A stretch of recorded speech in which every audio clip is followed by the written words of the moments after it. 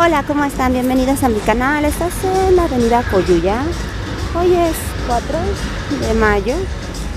Ayer fue Día de la Cruz. Estamos en la colonia de la Cruz, así que es su festividad y están celebrando con una feria de las que todos conocemos. Y si no eres de México, pues estas son las ferias de los santos o de las iglesias, como le llamamos nosotros.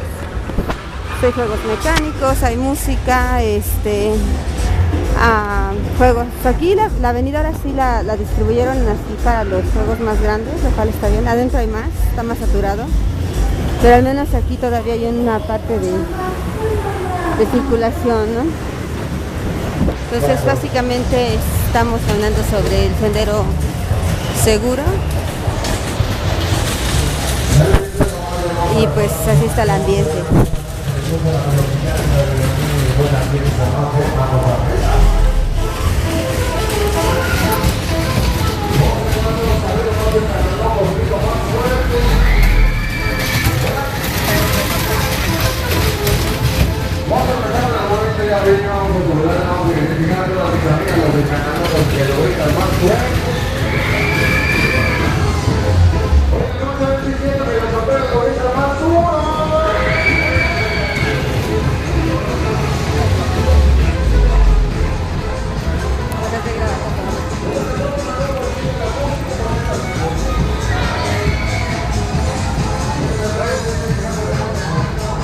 Acá hay otro.